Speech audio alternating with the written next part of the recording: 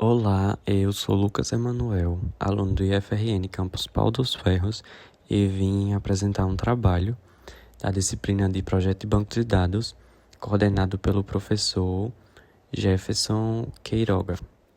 Nesse vídeo eu vou apresentar o modelo lógico e a implementação de um banco de dados relacional utilizando o PostgreSQL SQL e o PGAdmin. Para iniciar o vídeo, eu vou mostrar primeiro a parte do modelo lógico. No modelo lógico que eu fiz, é um modelo bem simples, tem apenas 4 tabelas. Ele representa um sistema de biblioteca. E o modelo é composto por essas 4 tabelas, como eu falei. A primeira é os autores, que armazena informações sobre os autores dos livros e possui como chave primária o campo ID autor. A gente tem também a tabela dos livros, que armazena o título e o ano de publicação. A gente tem a tabela de empréstimos, que armazena a data do empréstimo e a data de devolução desse empréstimo. Por último, tem a tabela de usuário, que armazena o nome, o e-mail e a data do cadastro daquele usuário.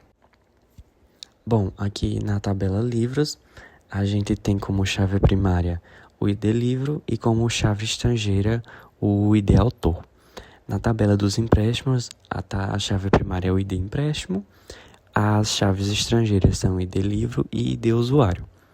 E no usuário, a gente tem somente chave primária, que é o ID usuário. Agora, falando um pouco sobre a questão dos relacionamentos. O relacionamento entre autores e livros é do tipo 1 para N, porque um autor pode ter vários livros. Já a tabela empréstimo se relaciona com usuários.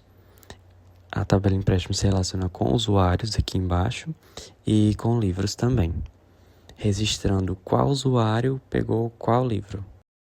Bom, agora eu vou passar para outra tela para mostrar um pouco sobre a criação das tabelas. Aqui eu já estou na página do PGAdmin e vou mostrar um pouco sobre a criação da tabela. Após a modelagem lógica, a gente faz a criação da tabela no PostgreSQL, usando o comando createTable. Aí a gente nomeia essas tabelas. Eu criei uma tabela para autores, uma para os livros, uma para usuário e uma para empréstimo. Durante essa criação, a gente define também as chaves primárias aqui em cima, ó. E também, se necessário, né, se na tabela tiver, a gente define também a chave estrangeira aqui embaixo. Eu já executei essas tabelas aqui, então elas já estão criadas aqui na lateral, como é possível ver, ó. Aqui a gente já tem a tabela, 4 tabelas, a tabela de autores, a tabela de empréstimos, de livro e de livros. E por último também tem a tabela dos usuários, já estão criadas, então eu vou agora mostrar a inserção dos dados. Após essa criação das tabelas, né, foram inseridos os dados. Para fazer essa inserção de dados, a gente utiliza o comando insert e informa para qual tabela aqueles dados vão ser inseridos. No caso aqui, eu faço a inserção dos dados na tabela autores, né? Informo o nome, que no caso do exemplo foi Machado de Assis, o nome do autor e a nacionalidade daquele autor, eu informo logo na frente. Os valores numéricos, eles são inseridos sem aspas, no caso do ID. Porém, os textos e as datas, eles utilizam de aspas simples para poder ser inseridos. Agora eu vou fazer uma demonstração da inserção dos dados.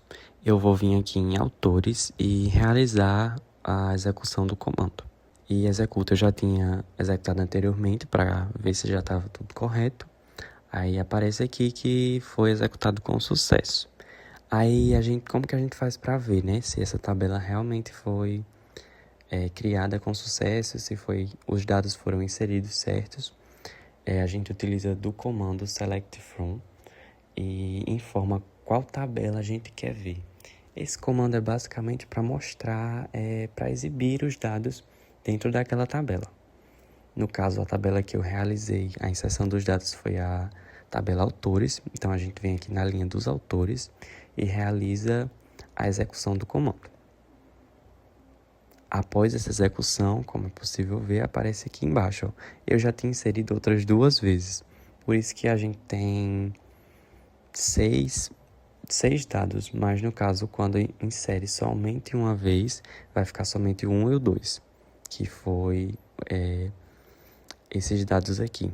Eu utilizei 2 autores como exemplo.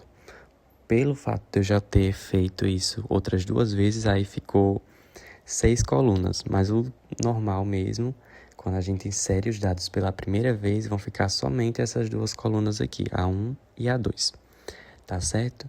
Então, foi isso. Eu acredito que com esse vídeo foi possível demonstrar, né, tanto o modelo lógico quanto a criação das tabelas e a forma que foi feita a inserção dos dados dentro do banco de dados.